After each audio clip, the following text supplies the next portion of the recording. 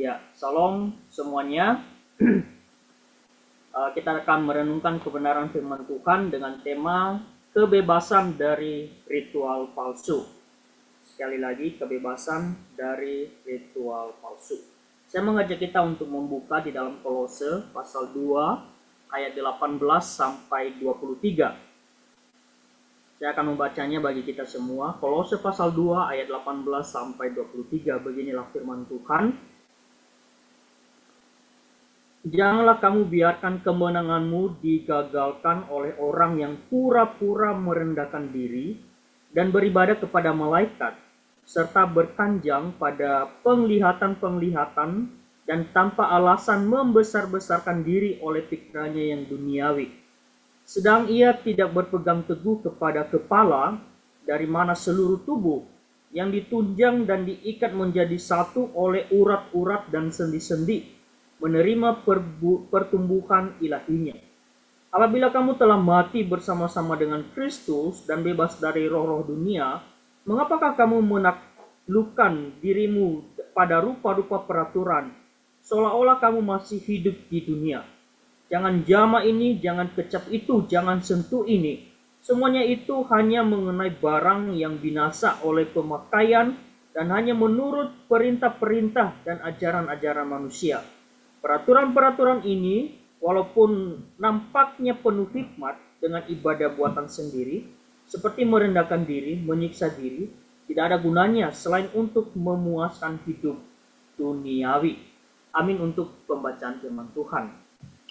Saudara yang dikasihi Tuhan, banyak desa di Indonesia saat ini, kita sering menemukan tradisi-tradisi yang dijalankan secara turun-temurun. Misalnya, sebelum menanam padi harus membawa sesajen ke sawah, atau sebelum panen harus kumpul di rumah dan mengadakan syukuran dan mengucapkan doa-doa tertentu supaya hasilnya berlimpah. Banyak orang yang melakukannya bukan karena mereka sungguh paham maknanya, tetapi karena katanya itu kalau tidak dilakukan nanti akan sial.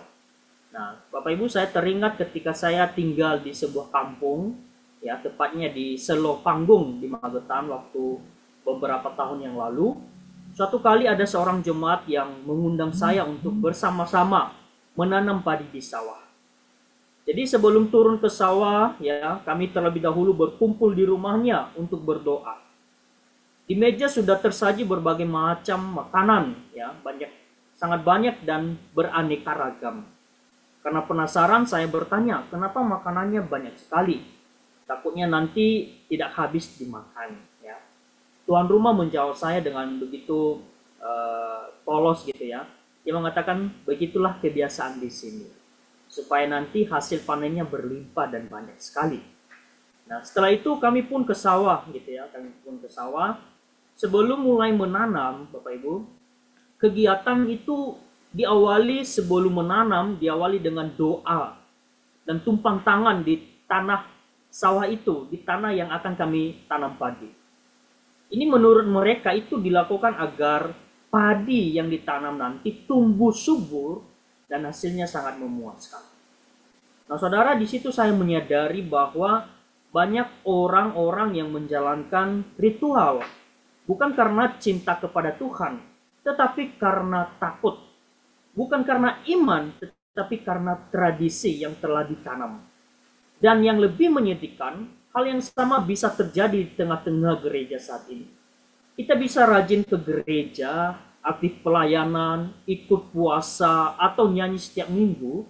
Tapi kalau semua itu hanya sekedar kebiasaan tanpa hati, tanpa relasi yang intim dengan Kristus, itu pun bisa jadi ritual palsu. Hal inilah yang juga dihadapi oleh jemaat-jemaat Kolose, Bapak Ibu. Ya, mereka digoda untuk percaya bahwa kesalehan harus diukur dari ritual. Baik itu apa yang dimakan, kapan berpuasa, bahkan cara menyembah malaikat. Tapi di sini Paulus menegaskan, itu semua hanyalah bayangan, bukan sumber hidup yang sejati. Karena itu melalui Kolose pasal 2 ayat 18 sampai 23 ini, Rasul Paulus ini ingin menegaskan kepada kita bahkan jemaat-jemaat di Kolose pada waktu itu, bahwa iman sejati tidak diukur dari ritual, melainkan dari hubungan yang hidup dengan Kristus. Hanya di dalam Kristus kita menemukan kebebasan sejati, bebas dari kesalehan palsu, dan hidup dalam penyembahan yang murni kepada Allah. Maka dari hal itu kita akan merenungkan dua hal. Yang pertama, bahwa kita perlu waspada terhadap kesalehan yang palsu itu. Di dalam ayatnya 18-19 mengatakan, janganlah kamu biarkan kemenanganmu digagalkan oleh orang-orang yang pura-pura merendahkan diri dan beribadah kepada malaikat, serta berkanjang pada penglihatan-penglihatan dan tanpa alasan membesar-besarkan diri oleh pikirannya yang duniawi. Sedang ia tidak berpegang teguh kepada kepala, dari mana seluruh tubuh yang ditunjang dan diikat menjadi satu oleh urat-urat dan sendi-sendi, menerima pertumbuhan ilahinya. Saudaraku yang dikasihi Tuhan, Rasul Paulus di sini sedang menegur ajaran-ajaran sesat yang berkembang di jemaat Kolose ya pada waktu itu. Ada kelompok yang mengajarkan bahwa untuk menjadi lebih rohani, seseorang itu harus menjalankan ritual-ritual khusus, mengikuti pantangan tertentu, bahkan beribadah melalui perantara malaikat dan mencari penglihatan rohani. Ini sangat tampak kelihatan saleh Bapak Ibu. Tetapi sesungguhnya mereka tidak lagi berpusat pada Kristus. Mereka ingin menunjukkan kerendahan hati, tetapi justru membanggakan diri. Merasa lebih rohani daripada yang lain. Sehingga Paulus menyebut ini sebagai bentuk kesalehan palsu. Di situ ada kata pura-pura merendahkan diri. Jadi di sini bukanlah kerendahan hati sejati, melainkan kerendahan yang dibuat-buat. Sikap yang tampak rendah di luar, tapi hati sombong. Jadi kesalehan palsu itu selalu tampak indah dari luar, ya, tapi kosong di dalam. Ia lebih sibuk menjaga penampilan rohani daripada hubungannya dengan Kristus. Saudaraku yang dikasihi Tuhan, kemudian Paulus juga melanjutkan bahwa mereka tidak berpegang kepada kepala. Ya, kata kepala di situ itu huruf besar, kepala. Ketika saya mencari kepala di situ, itu tertuju kepada Kristus. Jadi dalam arti mereka ini tidak berpegang kepada Kristus. Dan jika tidak melekat pada kepala, yaitu kepada Kristus, tubuh rohani itu akan mati. Ya, sama seperti ranting yang terlepas dari pokok anggur. Ia akan kering dan tidak bisa berbuah banyak. Ya, kalau kita membaca di dalam Yohanes pasal 15 ayat 4-5. Jadi saudara-saudara yang dikasihi Tuhan, itu benar-benar kita ketika jemaat Kolose pada waktu itu tidak berpegang kepada kepala, maka tidak akan dapat bertumbuh di dalam hal rohani, bertumbuh di dalam Tuhan, bertumbuh di dalam iman kepada Tuhan. Saudara yang dikasihi Tuhan, di kampung saya khususnya, ya, saya coba memperhatikan, ya, saya begitu respect dan begitu ajukan jempol bagi mereka kepada masyarakat di desa saya. Ya, mereka setiap hari Minggu datang lebih awal ke gereja, berusaha untuk tidak terlambat beribadah. Bahkan mereka membawa Alkitab, saudara. Berpakaian rapi. Ya, kalau di kampung saya itu tidak pernah ada yang pakai baju kaos, ya. Jadi mereka selalu pakaian rapi. Dan ketika ibadah, suara mereka begitu luar biasa untuk bernyanyi. Kalau dilihat dari luar, ya, mereka sungguh luar biasa gitu, ya, memuji dan menyembah Tuhan. Tapi suatu kali, saudara, setelah ibadah, gitu, ya, saya duduk berbincang-bincang dengan seorang bapak di teras gereja kami, ya, dengan suara pelan yang mengatakan kepada saya, Robin, saya begitu jujur, ya. Saya jujur kepada kamu sekarang, karena dia tahu saya hamba Tuhan. Saya memang merasakan kami ini di sini sangat rajin datang beribadah. Setiap hari Minggu kami rajin beribadah. Setiap hari pagi, malam kami selalu berdoa kepada Tuhan. Tapi hati kami sering tidak tenang. kami masih saling iri, ya, masih sering bicara buruk tentang orang lain. Bahkan ada keluarga yang sudah bertahun-tahun tidak bertegur sapa. Padahal tiap minggu kami duduk di bangku yang sama, memuliakan Tuhan, menyembah Tuhan, memuji-muji Tuhan. Dari pernyataan itu, saudara, saya terdiam sejenak. Kata-katanya itu seperti cermin yang menampar saya juga, ya. Karena ternyata banyak orang bisa terlihat sangat rohani di gereja, tapi tidak sungguh-sungguh berubah ketika dia mendengarkan firman Tuhan, tidak mengaplikasikan kebenaran firman Tuhan itu dalam dirinya. Mereka hanya menjalankan ibadah.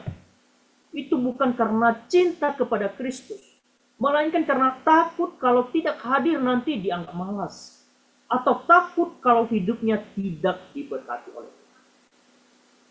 Itu seperti bunga plastik, ya Bapak Ibu. Kalau kita melihat bunga plastik itu sangat indah kalau kita lihat. Warnanya cerah, tetapi tidak punya kehidupan di dalamnya. Ya. Begitu juga dengan kesalehan palsu. Tampak hidup di luar, tapi mati di dalam. Saudaraku yang dikasihi Tuhan, bagaimana dengan kita saat ini? Apakah kita masih hidup dalam amarah kepada orang lain, iri hati, benci, atau hati yang tidak baik, atau lain sebagainya?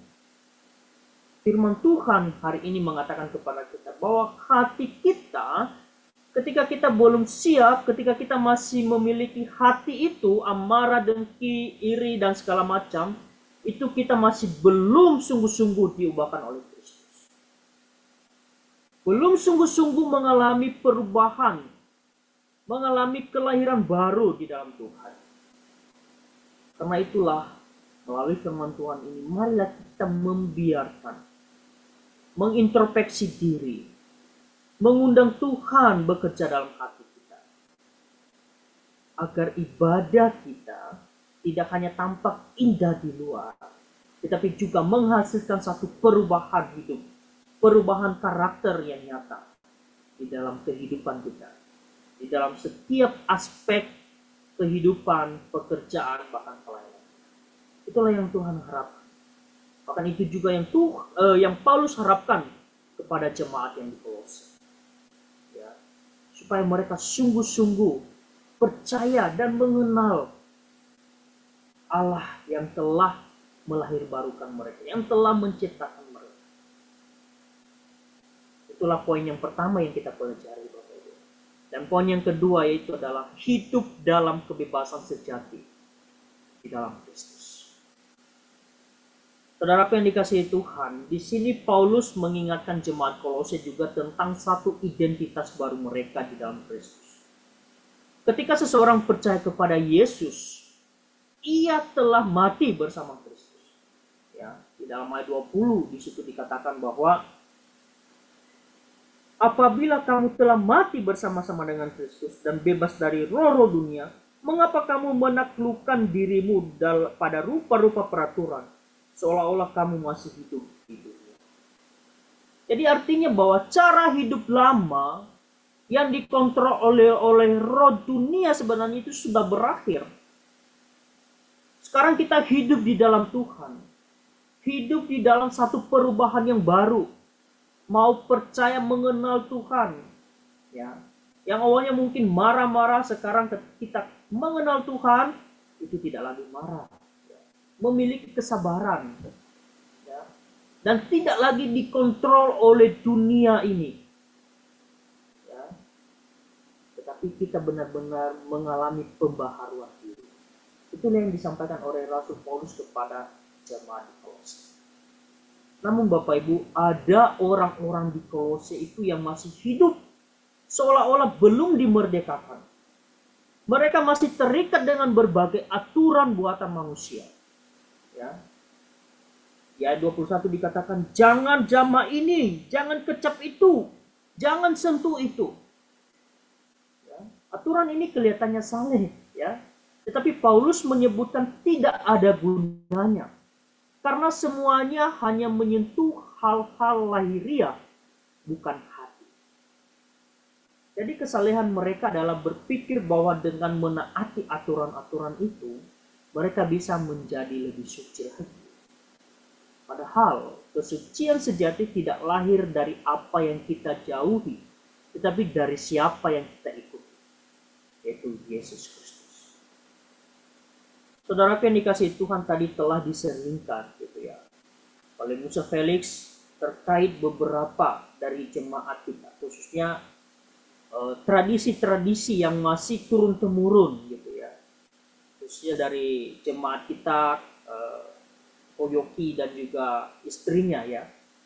Sekalipun mereka sudah percaya kepada Tuhan gitu ya, sudah mengikuti kelas katekisasi gitu, mereka bahkan aktif pelayanan gitu, tapi mereka masih belum menanamkan satu hal yang telah Tuhan berikan bagi mereka. Dalam arti mereka masih menduakan Tuhan di dalam hati mereka. Mereka masih meninggikan ritual-ritual dari nenek moyang mereka ya, yang telah diberikan turun-temurun. Sehingga ketika orang tua daripada Koyoki meninggal, mereka masih melakukan ritual-ritual itu. Mereka masih melakukan yang sebenarnya orang Kristen tidak dilakukan. Atau mungkin banyak juga orang-orang yang kita kenal, yang sebenarnya sudah lahir baru, sudah percaya kepada Tuhan, sudah mengikuti Tuhan sebagai anak-anak Tuhan, aktif pelayanan, aktif ibadah, tapi masih melakukan ritual-ritual yang sebenarnya tidak dilakukan. Ya. Saya rasa benar kata Musa tadi, ini salah satu PR kita, PR hamba Tuhan, ya, PR jemaat juga, yang benar-benar telah meninggalkan itu. Bahkan ini satu tema-tema seminar ke depan untuk dapat lebih menjelaskan lagi kepada jemaat bahwa ketika kita telah mengenal Tuhan, ketika kita telah percaya mengikut Tuhan, kita harus meninggalkan tradisi-tradisi itu, meninggalkan perbuatan-perbuatan yang di luar daripada itu, supaya kita hanya tertuju kepada Tuhan saja, menyembah Allah yang benar, ya. Menyembah Tuhan yang kita tinggikan. Ya, ini sangat luar biasa ya. Salah satu tantangan bagi Paulus pada waktu itu, dan juga bagi kita saat ini. Ya, saya coba melihat juga bahwa banyak orang Kristen masih hidup seperti burung dalam sangkar yang pintunya sudah terbuka, tapi takut terbang. Mereka sudah dimerdekakan, tapi masih takut keluar. Masih terikat dengan aturan-aturan itu. Masih hidup di dalam tradisi-tradisi itu. Dan ritual-ritual lama. Seolah-olah Kristus belum cukup bagi mereka. Jadi mereka masih menerapkan perbuatan itu, ritual-ritual itu. Sehingga di ayat 23 menjelaskan, ya, peraturan-peraturan ini walaupun nampaknya penuh hikmat dengan ibadah buatan sendiri, seperti merendahkan diri, menyiksa diri, tidak ada gunanya selain untuk memuaskan hidup duniawi. Jadi di ayat 23 menjelaskan kadang orang merasa puas ketika melakukan hal-hal lahiriah itu, karena itu memberi rasa, aku sudah berbuat sesuatu kok, aku sudah berbuat sesuatu, tradisi yang telah saya lakukan.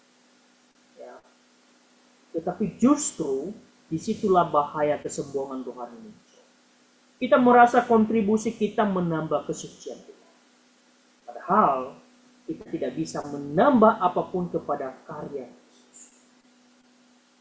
Keselamatan itu lengkap, sempurna yang telah Tuhan kerjakan bagi kita. Ya, melalui kematiannya di atas kayu salib. Itu begitu luar biasa, sempurna bagi kita sebagai orang-orang yang telah percaya kepada Tuhan. Jadi tidak lagi melakukan hal-hal di luar daripada itu. Ya. Jadi saudaraku yang dikasihi Tuhan, mungkin juga hari ini kita tidak lagi melakukan ritual-ritual tradisional seperti dulu. Namun bentuk ritual palsu juga bisa saja masih ada di dalam kehidupan kita. Hanya saja wujudnya berbeda. Mungkin kita merasa diri rohani hanya jika sudah berdoa lama. Mungkin kita juga merasa lebih baik dari orang lain karena pelayanan kita lebih banyak kita lakukan. Atau mungkin kita lebih menilai iman seseorang dari cara berpakaian, gaya ibadah, atau dari kelompok mana ia berasal. Padahal semuanya itu hanyalah kulit luar saja. Tuhan tidak melihat penampilan atau rutinitas keagamaan kita, melainkan hati yang sungguh-sungguh mengasihi dan taat kepadanya. Yaitu di dalam berdoa kepadanya, membaca firman-Nya, datang beribadah karena rindu dan haus akan firman-Nya. Memberi diri melayani, bukan karena menganggap bahwa saya hebat, melainkan karena menyadari bahwa Kristus lebih dulu melayani dia. Bahkan meyakinkan diri bahwa saya percaya ketika saya selalu mengandalkan Tuhan, berelasi dengan Tuhan, berdoa kepada Tuhan, saya percaya bahwa hidup saya akan bertumbuh. Dan hanya Tuhanlah satu-satunya yang dapat saya sembah, yang saya muliakan. Baik melalui doa saya, membaca firman, bahkan hubungan relasi yang intim dengan Tuhan. Jadi itulah yang Tuhan harapkan bagi setiap kita, saudara. Jadi itu juga yang Paulus sampaikan kepada jemaat Kolose. Dan bagi kita saat ini, hendaknya ritual-ritual yang sebenarnya tidak kita untuk lakukan, itu hendaknya kita buang. Gak usah lagi kita buat-buat gitu. Gak usah lagi kita mengikuti karena tradisi dari nenek moyang, karena tradisi dari leluhur, maka kita ikut-ikutan. Ya, mungkin kita bisa pilah-pilah mana yang perlu kita lakukan, mana juga yang tidak perlu. Ya. Kalau memang itu menentang dan juga tidak sesuai dengan kebenaran firman Tuhan, ya perlu kita pilah kembali, perlu kita koreksi kembali, mana yang perlu kita lakukan, mana juga yang tidak perlu. Jadi saudara-saudaraku yang dikasihi Tuhan, kebebasan sejati bukanlah bebas dari aturan, tetapi bebas dari ikatan dosa dan kesalehan palsu. Paulus mengingatkan bahwa hidup kita tidak diukur dari banyaknya ritual, melainkan dari hubungan yang nyata dengan Kristus. Karena hanya di dalam Dia saja kita menerima pertumbuhan rohani yang sejati. Karena itu, marilah kita tinggalkan keagamaan yang hanya lahiriah saja, dan marilah kita hidup dalam iman yang murni. Iman yang sungguh-sungguh bersandar penuh pada kasih, anugerah, dan kuasa Kristus yang telah memerdekakan kita. Sehingga hidup kita benar-benar berbuah, bertumbuh di dalam satu pengenalan akan Tuhan. Akan menjadi berkat bagi sesama, bagi banyak orang, bahkan di sekeliling kita. Sekiranya firman Tuhan ini dapat mengingatkan kita kembali, dapat menolong kita kembali, dan dapat kita aplikasikan di dalam kehidupan kita. Amin. Mari kita berdoa.